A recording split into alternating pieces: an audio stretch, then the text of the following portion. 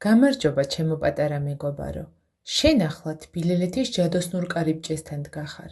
მოდი ერთად გავაღოთ ის და შევაბიჯოთ ფერად, კეთილ და სიყვარულით სავსე სამყაროში. აბა მზად ხარ? თბილელეთში შემოდგომის მზიანი დღე გათენდა. ბაჭია ტყის ბილიგზე სეირნობდა და ფუმფულა ლოყებითა და ცნობის მოყარე თვალებით ცაში იხედებოდა. მზე ისე კაშკაშებდა, თითქოს გრძნობდა, რომ დღეს რაღაც საოცარი უნდა მომხდარიყო. და აი მართლაც, იცით რა მოხდა? ბაჭომ ცაში მფრინავი ბრჭყვიალა ალბომი დაინახა. ალბომი მიწაზე დაეშვა, თავისით გადაიშალა და იქიდან ულამაზესი ფერია ამოფრინდა. ბაჭოს სუნთქვა შეეკრა გაოცებისგან. ფერიას ცისფერი კაბა ეცვა და თვალები ვარსკვლავებივით უციმციმებდა. ის ფრთხილად მიფარფატა ბაჭოსთან და უთხრა: გამარჯობა ბაჭო, მე ბავშვების დაბადების დღეების ფერია ვარ. ეს კი ჩემი ჯადოსნური მფრინავი ალბომია. მასში თითოეული ბავშვის ისტორიაა შენახული. იცი, 12 ოქტომბერს ამ ქვეყნად ყველაზე საოცარი გოგონა, სახელად ქეთო დაიბადა. ის 7 წლისაა. ნახე როგორი საყვარელი და ლამაზი გოგონაა ბაჭო.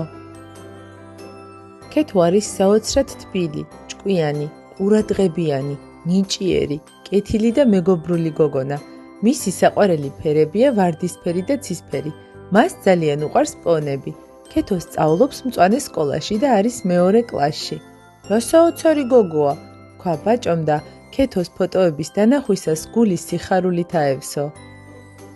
ფერიავ, თხო კიდევ მიამბეა მოსაყვარლეს გოგონაზე რაიმე რა, სთხოვა ბაჭომ. ფერიამ გაუღიმა. კარგი ბაჭო, გიამბობ, ოღონდ კარგად მომისმინე. ქეთო ცხოვრობს თბილისში, დედიკოსთან და მამიკოსთან ერთად. ნახე როგორი საყვარლები არიან სამივე ერთად ბაჭო. ქეთოს ყავს 1 ბაბუა და 2 ბებია. აქ ქეთო თემური ბაბუასთან და გულიკო ბებიასთან ერთადაა გადაღებული. აქ კი მეორე ბებიასთან მარინასთან, რომელიც კახეთში ცხოვრობს. კახეთში ქეთოს უსაყვარლესი ძაღლი ჰყავს, რომელსაც სახელად როკი ჰქვია. ქეთოს სიგიჟემდე უყვარს თავისი თემური ბაბუა და სიყვარულით მას ბაბუკანოს ეძახის. ასე ამბობს ხოლმე, ჩემი ბაბუა გმირია საქართველოს დამოუკიდებლობისთვის იბრძოდაო. ქეთო ძალიან აქტიური გოგონაა. ის დადის სტუდია ბზიკებში და ხშირად აქვს ხოლმე კონცერტები. ქეთო ასევე დადის გიჯურიო კარატეზე ლისის ტბაზე. ის ძალიან ყოჩაღი გოგონაა. მას უკვე მესამე სტაფილოსფერი ქამარი აქვს. ესენი ქეთოს განსაკუთრებული მეგობრები: ლიზა, ელენე, ირაკლი, ალექსანდრე და სანდრო არიან. ამ ფოტოზე კი ქეთოს მამიდა, სახელად ირინა, ბიძია თომასი და მისი მამიდაშვილი სოფია არიან. ისინი მიუნხენში ცხოვრობენ. ეს რა საოცარი და საინტერესო გოგონა გამაცანი ფერიავ, თქვა ბაჭომ და შემდეგ განაგრძო. იცი, რადგან ქეთოს ძალიან უყვარს პონები, მე გადავწყვიტე თბილელეთელ პონთან წავიდე და მასზე ვუამბო. ჩვენ ერთად მივულოცავთ მას დაბადების დღეს. ბაჭია და ფერია ერთმანეთს გამოემშვიდობდნენ. პონის სახელად ნია თბილელეთში ცხოვრობდა. ბაჭო მივიდა მის სახლთან. ნია მოწყენილი დახვდა. რა გჭირს ნია? რა მოხდა? კითხა გაოცებულმა ბაჭომ. ბაჭო, დღეს ძალიან მოწყენილი ვარ.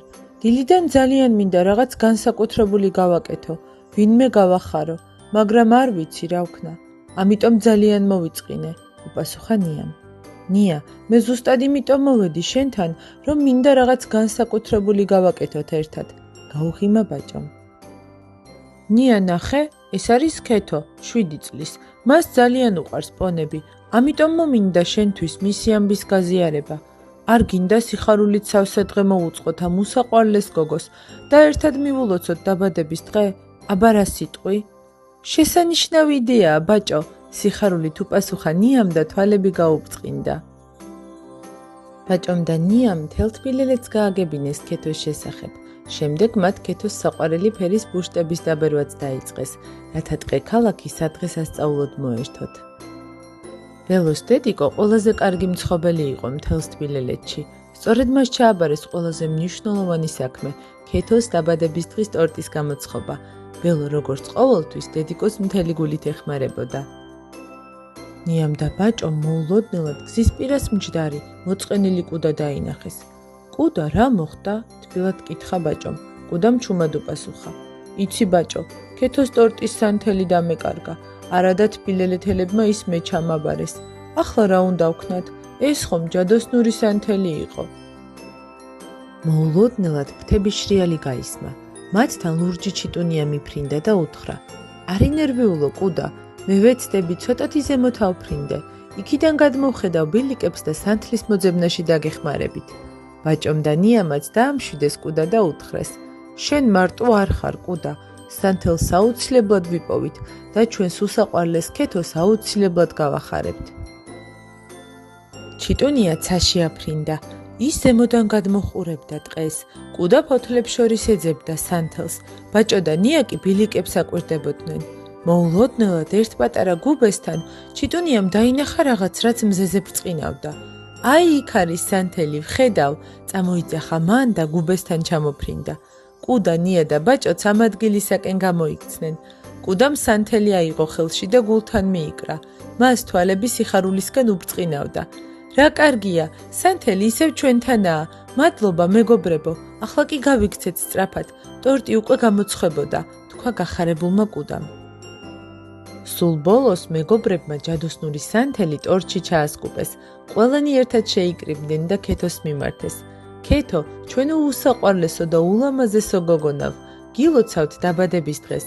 გისურვებთ ლაღ, ბედნიერ ბავშვობას და ნათელ, წარმატებულ მომავალს.